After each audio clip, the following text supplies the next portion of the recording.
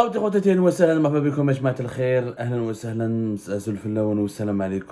que vous allez bien, j'espère que vous allez vous porter bien. J'ai ramené le planisphère. Le planisphère et on va s'intéresser à l'Algérie. Un pays vraiment assez spécial et très complexe.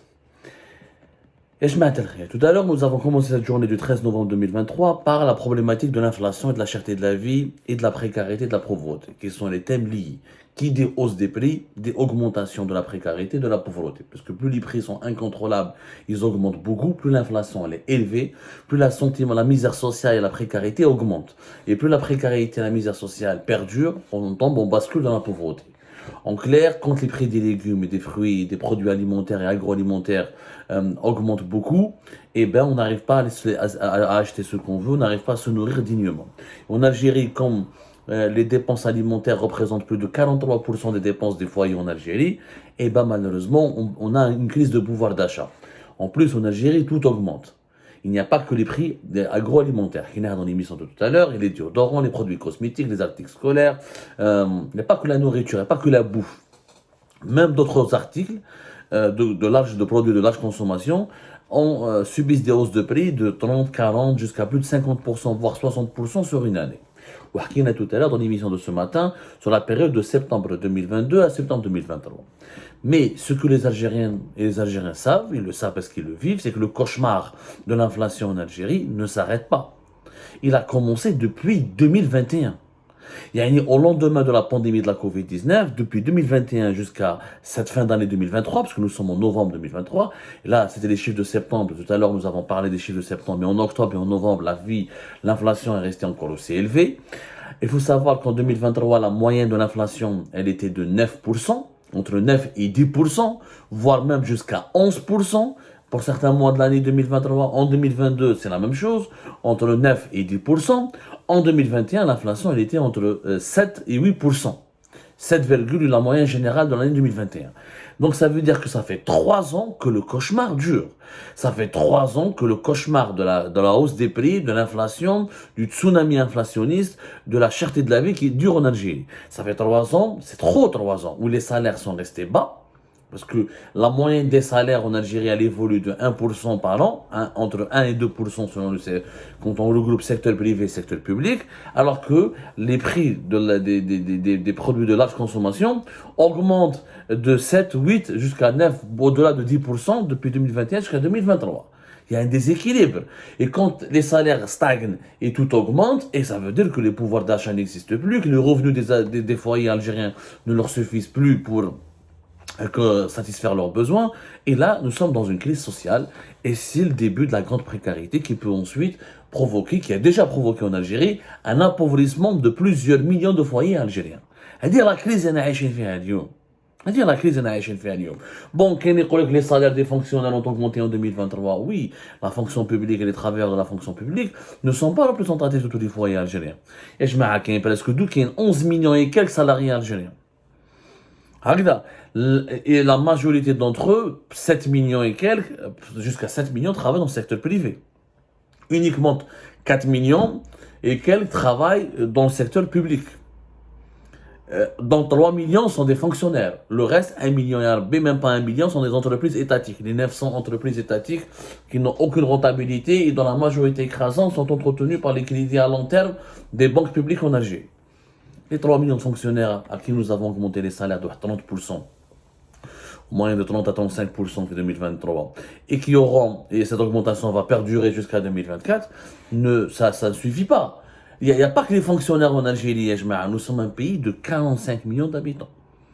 C'est-à-dire que déjà les chômeurs, les femmes qui ne travaillent pas, les personnes âgées, les retraités, donc il y a 3 millions de fonctionnaires et augmenter certains pourcents de retraite uniquement pour ceux qui ont travaillé dans la fonction publique et dans des entreprises publiques qui étaient prospères, qui sont et ses filiales, mais le reste, les Algériens et les Algériens, la majorité écrasante des travailleurs algériens, des salariés algériens, des retraités algériens, n'ont pas bénéficié d'augmentation de salaire, où là, il y a eu des augmentations de 1%, ou là de 0, alors que l'inflation est passée de 7 jusqu'à 9, jusqu'à 10, 11%. La situation, elle est hyper inquiétante pour le pays. Mais elle est provoquée par quoi? Pourquoi il y a une inflation aussi élevée? C'est ce que les gens doivent comprendre. Il y a des paramètres économiques, purement économiques, qui expliquent l'augmentation du coût de la vie en Algérie. C'est des paramètres purement économiques et qui sont liés à la mauvaise gouvernance du pays.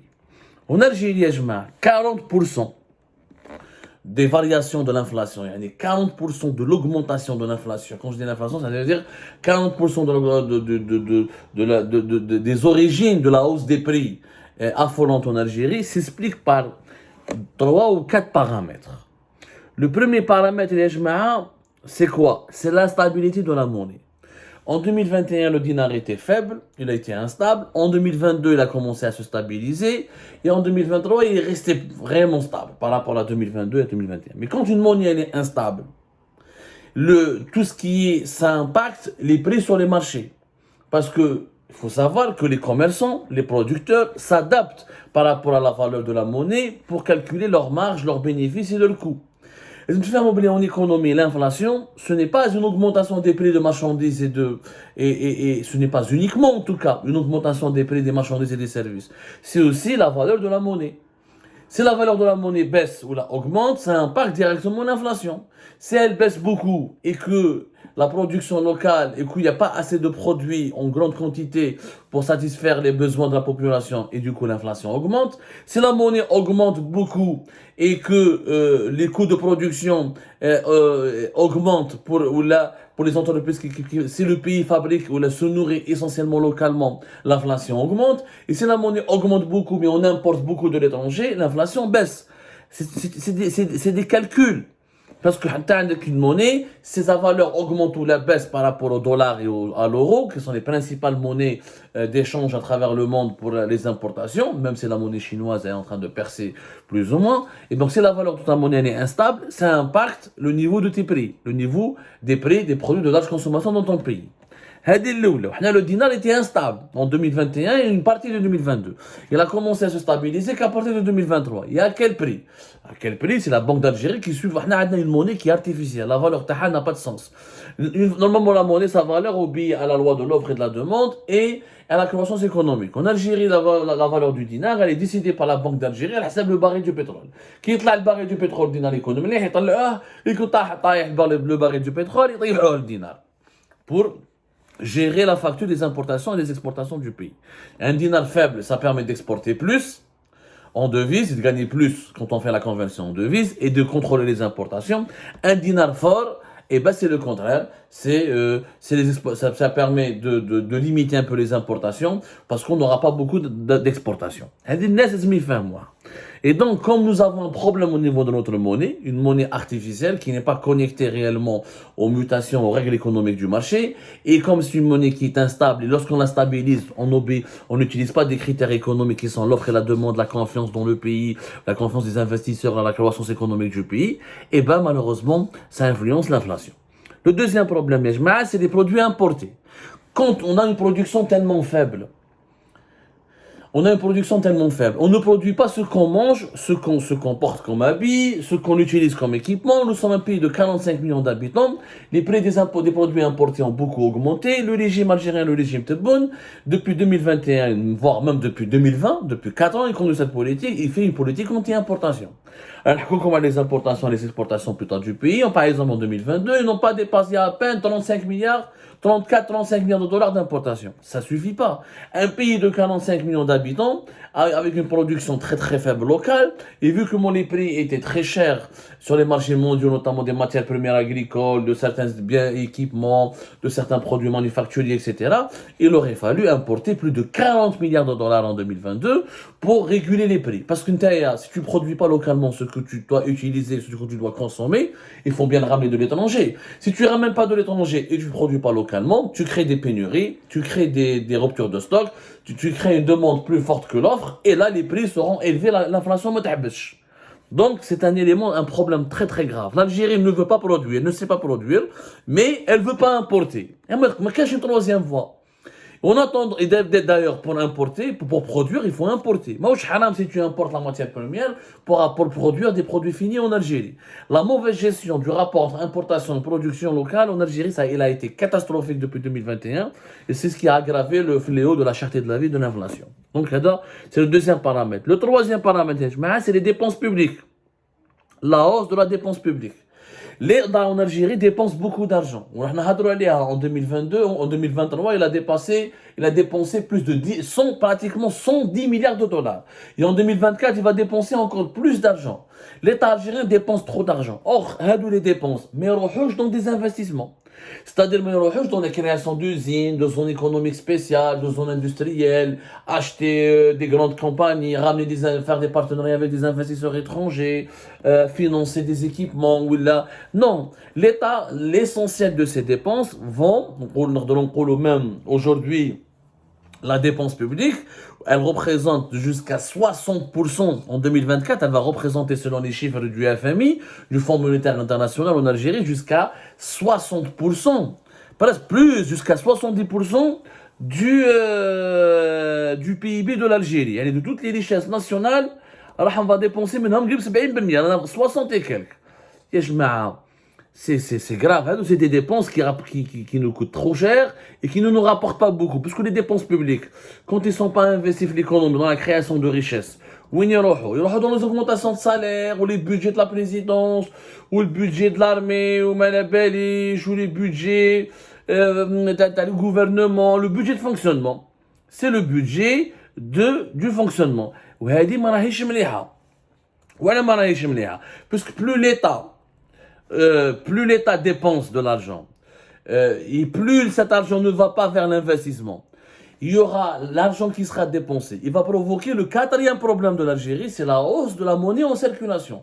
Quand tu augmentes le salaire des fonctionnaires, et quand tu augmentes les salaires des gendarmes, et le salaire des policiers, et quand tu augmentes les budgets des administrations, et quand tu augmentes les budgets de la présidence et des ministères, l'argent, il faut qu'il soit dépensé.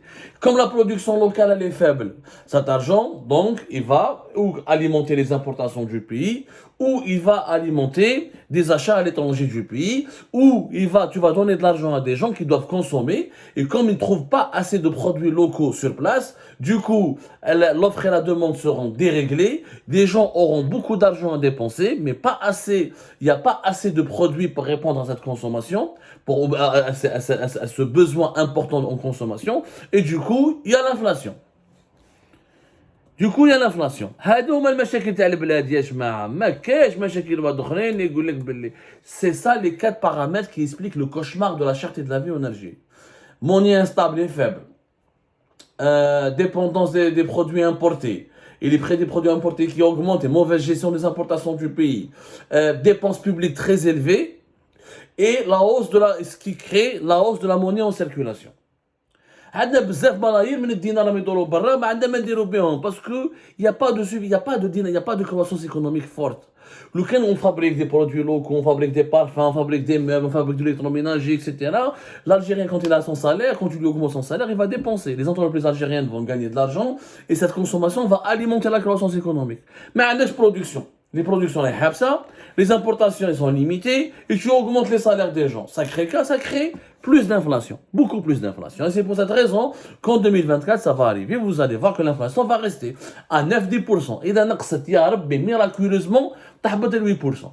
Ce qu'on aura donc vécu une quatrième année de ce cauchemar interminable de l'inflation dans notre pays.